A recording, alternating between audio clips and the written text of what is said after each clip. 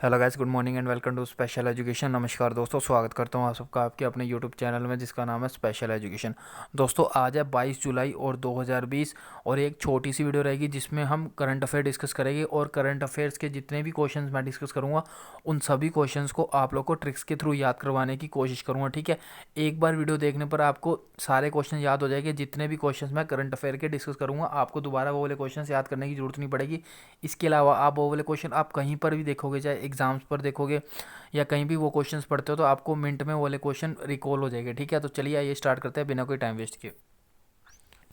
दोस्तों पहला क्वेश्चन आपके सामने स्क्रीन पर है। इंडियन नेवी अंडरटुक के पासिंग एक्सरसाइज जिसका नाम है PASSEX with the navy of the which country in the Indian Ocean region. भारतीय नौसेना ने हिंद महासागर क्षेत्र में किस देश की नौसेना के साथ एक अस्थायी अभ्यास पासएक्स किया? ऑप्शन आपके सामने United kingdom, Australia, USA, Indonesia या फिर यूएई। तो इसका दोस्तों जो राइट आंसर होगा वो होगा option number C, USA.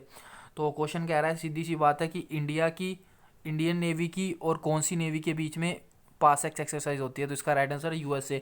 India और यूएसए नेवी के बीच में पास एक्स एक्सरसाइज होती है। अब बात करते हैं इस क्वेश्चन को याद कैसे करना है। तो इस क्वेश्चन को आप इस तरीके से याद करो कि इस टाइम जो इंडिया का सबसे अच्छा दोस्त बना हुआ है वो यूएसए बना हुआ है, क्योंकि इंडिया की चाइना से लड़ाई है और यूएसए की भी चाइना से लड़ाई है। तो चाइना की दोनों से लड़ाई है और इंडिया और यूएसए दोनों आपस में पास आए हुए हैं। और अभी आपको रिसेंट करंट अफेयर का डेटा पता होगा कि इंडिया का जो ट्रेड है, पहले सबसे ज़्यादा ट्रेड का जो पार्टनर होता था इंडिया का, चाइना होता था, लेकिन अब चाइना ना होके यूएसए है। तो सबसे ज़्यादा अब इंडिया यूएसए से ट्रेड करता है। ठीक है, तो इस टाइम इंडिया यूएसए बहुत ज़्यादा पास पास आया हुआ है। तो इस तरीके से आप पास से कनेक्ट कर सकते हो कि इंडिया नेवी और यूएसए नेवी के बीच में कौन सी एक्सरसाइज होती है? पास एक्सरसाइज होती है। आई होप ये क्वेश्चन अब आप कभी नहीं भूलोगे। तो चलिए मूव करते हैं अगले करंट अफेयर की तरफ, अगले क्वेश्चन की तरफ। अगला क्वेश्चन दोस्तों आप लोगों के सामने स्क्रीन पर है। Civil aviation ministry has set up a investment clearance cell ICC a single window clearance mechanism to expedite various investment proposal in the domestic aviation industry. तो इसके हेड पूछा है, हिंदी में बताया तो नागरिक उड्डयन मंत्रालय ने घरेलू विमानन उद्योग में विभिन्न निवेश प्रस्तावों को तेजी लाने के लिए निवेश निकासी प्रकोष्ठक आईसीसी एक एकल खिड़की सिंगल विंडो निकासी तंत्र स्थापित किया। तो इसके हेड कौन रखे हैं, इसके अध्यक्ष कौन रखे हैं?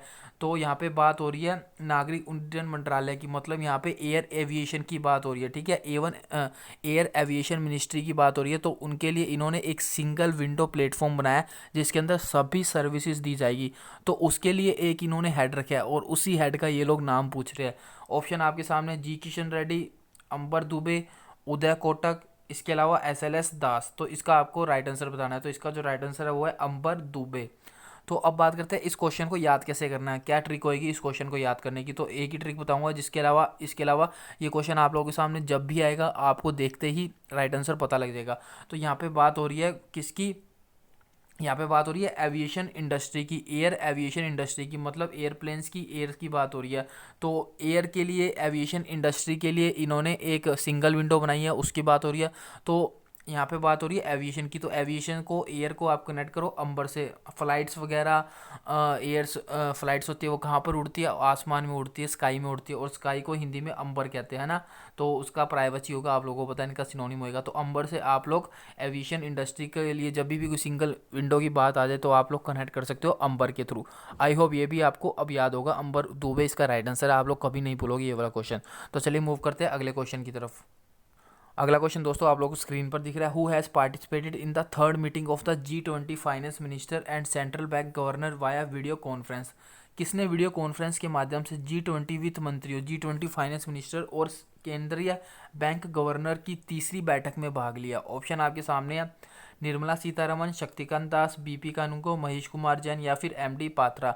इसका राइट आंसर आपको क्लिक करना है। तो इसका जो राइट आंसर होगा वो होगा निर्मला सीतारमन।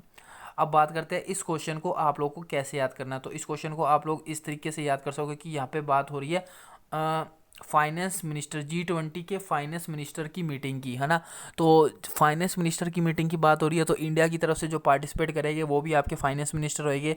और इंडिया के इस टाइम फाइनेंस मिनिस्टर कौन है? वो है निर्मला सीतारमन। तो सिंपल सा क्वेश्चन था, इसमें वैसे ट्रिक की कोई ज़रूरत नहीं होती, ट्रिक की कोई ज़रूरत नहीं थी। G20 फाइनेंस मिनिस्टर मीटिंग की बात चल रही है, तो फाइनेंस मिनिस्टर की मीटिंग में कौन पार्टिसिपेट करेगा? फाइनेंस मिनिस्टर पार्टिसिपेट करेगा। और कौन है वो? निर्मला सीतारमन है। तो ये था आपका क्वेश्चन। आई होप ये क्वेश्चन भी अब आप लोग को क्लियर होगा, अच्छे से याद होगा। तो आज की वीडियो में इतना ही रखते हैं, शॉर्ट वीडियो रखेगा, डेली आप लोगों के लिए करंट अफेयर की वीडियो से लेके आऊँगा। चैनल पर पहली बार विजिट कर रहे हो तो चैनल को सब्सक्राइब कर लेना एंड बेल आइकन को जरूर प्रेस कर लेना, ताकि आने वाली सारी वीडियोज़ के नोटिफिकेशन आप लोग को मिलते रहे।